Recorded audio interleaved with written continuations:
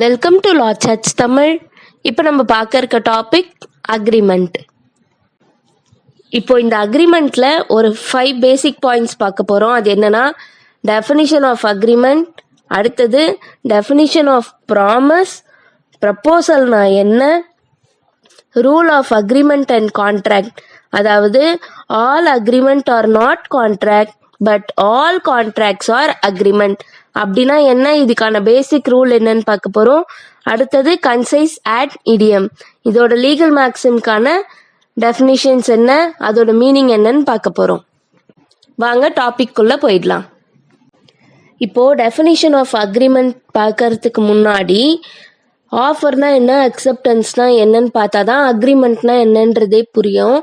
So if a proposal can be accepted by the acceptor, then it becomes a promise on the part of the proposer. இப்போ நான் சொன்னேன் இல்லையா, அதுக்கு ஒரு example என்னன்னா, ஏன்னு ஒரு பாய் இருக்காங்க, பின்னு ஒரு கேர்ள் இருக்காங்க. ஏ நான் உங்களை லவ் பண்றேன் அப்படின்னு சொல்லி ஒரு ப்ரப்போஸ் பண்றாங்க. யார்கிட்ட? பி கிட்ட. அப்போ அந்த கேர்ள் என்ன பண்றாங்க, நானும் உங்களை லவ் பண்றேன்னு சொல்லி அக்செப்ட் பண்ணிக்கிறாங்க. இந்த இடத்துல ஏ தன்னை என்ன நினைச்சுக்கிறாங்கன்னா, அது ஒரு ப்ராமிஸா நினைச்சுக்கிறாங்க. இப்ப நான் படிச்ச ஸ்டேட்மெண்ட்டுக்கு இதுதாங்க meaning. If a proposal can be accepted by the acceptor, இங்க ப்ரப்போசலை ஆஃபர்னு சொல்றாங்க கான்ட்ராக்ட்ல. இது எப்பயுமே மறக்காதீங்க. ப்ரப்போசல் அப்படின்னாவே ஆஃபர். அப்ப அந்த ஏன்ற நபர் ஆஃபர் கொடுக்குறாங்க, நான் உங்களை லவ் பண்றேங்க அப்படின்னு. அப்போ can be accepted by the acceptor, அந்த கேர்ள் என்ன பண்றாங்க, அக்செப்ட் பண்ணிக்கிறாங்க, நானும் உங்களை லவ் பண்றேங்க.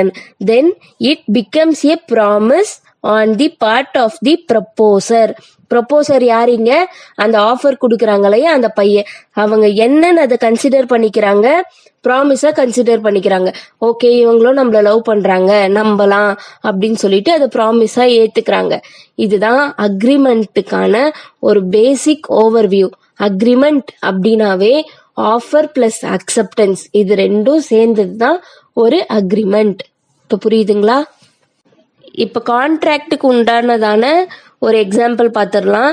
இப்ப ஏன்னு ஒருத்தர் ஆஃபர் பண்றாரு பி கிட்ட, நான் என்னோட கார் உங்களுக்கு செல் பண்றேன் ஒரு 10,000 ரூபாய்க்கு, நீங்க வாங்கிக்கிறீங்களா அப்படின்னு பீன்ற நபர்கிட்ட கேக்குறாங்க. இப்ப பி என்ன சொல்றாங்க, நான் வாங்கிக்கிறேங்க அப்படின்னு அவங்க அக்செப்ட் பண்ணிடுறாங்க. இப்ப ஏன் என்ன பண்றாங்க, ஓகே இவரு அக்செப்ட் பண்ணிட்டாங்க அப்படின்னு சொல்லி அதை நம்புறாங்க இல்லையா, அதை இங்க ப்ராமிஸ்னு குறிக்கிறாங்க. அதை நம்புறது தான் இந்த இடத்துல ஒரு ப்ரப்போசல். ஆஃபரும் அக்செப்டன்ஸும் எந்த இடத்துல சேர்ந்து வருதோ அது அந்த இடத்துல தான் அக்ரிமெண்ட் கிரியேட் ஆகுதுன்னு சொல்றாங்க. இப்போ டெஃபினிஷன் ஆஃப் அக்ரிமெண்ட்னா என்ன சொல்லியிருக்காங்க, அப்போ டெஃபினிஷன் ஆஃப் அக்ரிமெண்ட்னா என்னன்னு பார்க்கலாம். Section 2E an agreement is defined as every promise or set of promise forming a consideration for each other is an agreement அப்படின்னு சொல்லியிருக்காங்க. Every promise or set of ப்ராமிஸ்னா என்ன, அந்த ஆஃபரும் அக்செப்டன்ஸும் சேர்ந்து இவர் நம்புறாரு இல்லையா, அதை தானே இங்க ப்ராமிஸ்னு குறிக்கிறாங்க. அப்ப அந்த ஆஃபரும் அக்செப்டன்ஸும் சேர்ந்த இந்த ப்ராமிஸ், எல்லா விதமான ப்ராமிஸ், எவ்ரி ப்ராமிஸ்னு சொல்றாங்க.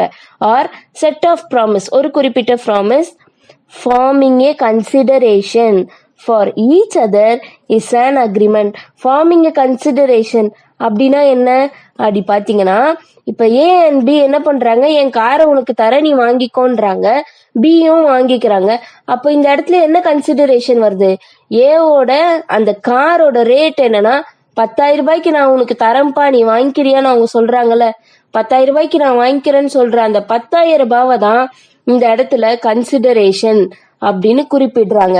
அப்ப forming a consideration for each other, ரெண்டு பேருக்கும் நடுவுல ஒரு கன்சிடரேஷன் உருவாகுது இல்லையா, அததான் அக்ரிமெண்ட்னு சொல்றாங்க.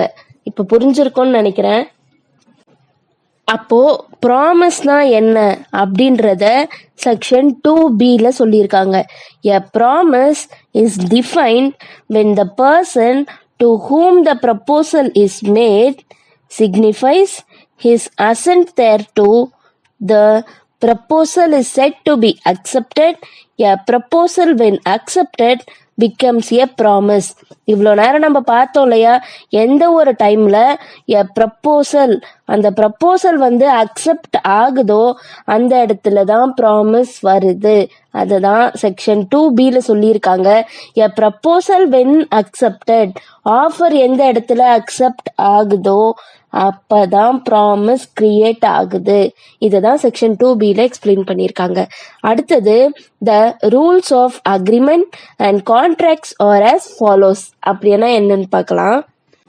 இப்போ இந்த ரூல்ல ஆஃபரும் அக்செப்டன்ஸும் சேர்ந்தது அக்ரிமெண்ட்னு சொல்லிடுறாங்க.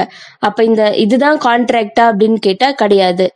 எந்த டைம்ல ஆஃபர் அக்செப்டன்ஸ் சேர்ந்து ஒரு அக்ரிமெண்ட் வந்து அங்க இருக்கக்கூடிய இந்த அக்ரிமெண்ட் வந்து எப்போ என்ஃபோர்சியபிள் பை லா கூட சேருதோ அப்பதான் அது ஒரு கான்ட்ராக்ட்.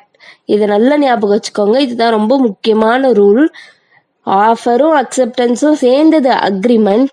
அந்த அக்ரிமெண்ட் எப்போ என்ஃபோர்சியபிள் பை லா கூட வருதோ அப்பதான் அது கான்ட்ராக்ட்.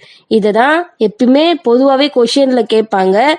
எது வந்து all contracts are not agreement but all agreements are கான்ட்ராக்ட்னு கேட்டாவே meaning of contract, definition of contract, அதுக்கப்புறம் இப்போ சொல்லியிருக்கக்கூடிய இந்த அக்ரிமெண்ட்ஸ், இது எல்லாமே சேர்த்து எழுதினாவே இந்த கொஷின் நீங்கள் ஃபுல்ஃபில்லாக எழுதி முடிச்சிடலாம். ஸோ இப்போ இந்த ரூல் ஆஃப் அக்ரிமெண்ட் அண்ட் கான்ட்ராக்ட்னா என்ன? அக்ரிமெண்ட்னா ஆஃபர் பிளஸ் அக்செப்டன்ஸ் இருக்கணும். கான்ட்ராக்ட் அப்படின்னா அங்கே இருக்கக்கூடிய அந்த அக்ரிமெண்ட் கூட என்ஃபோர்சியபிள் பை லா இருக்கிறது தான்.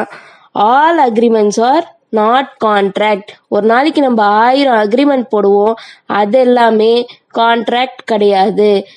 அந்த 1000 அக்ரிமெண்ட்ல எதெல்லாம் என்ஃபோர்சியபிள் பை லா கூட ஒத்து போதோ அதெல்லாம் தான் கான்ட்ராக்ட். அக்ரிமெண்டோட லாஸ்ட் பாயிண்ட் என்னன்னா, the essence of a contract is also the identity of mind, அதாவது consensus ad idem of both the parties. அதாவது இங்க சொல்லியிருக்க கன்சைஸ் ஆட் இடியம் அப்படின்றது ஒரு லீகல் மேக்ஸிம். அதுக்கான மீனிங் என்னன்னா, identity of mind of the both the parties. அப்படின்னா என்னன்னு பார்க்கலாம். both the parties must have same thinking and sense about the terms of agreement அப்படின்னு சொல்லியிருக்காங்க. இப்போ ஏ வந்து காரை விற்கிறதா பி கிட்ட சொல்லும் பொழுது பியுமே காரை பத்தின நினப்பு மட்டும்தான் 2 பேருக்குமே இருக்கணுமே தவிர்த்து, நான் கார் உங்ககிட்ட 10,000 ரூபாய்க்கு விற்க போறேன்னு சொல்லும் போது பி அதை லாரியா நினைச்சிட்டு வேற ஒரு டிஃப்ரெண்ட் திங்கிங்லயோ வேற ஒரு டிஃப்ரெண்ட் சென்ஸ்லயோ இருந்தாங்கன்னா அது வந்து ஒரு ப்ராப்பர் அக்ரிமெண்ட்கான எசென்ஷியல் வேல்யூ கிடையாது.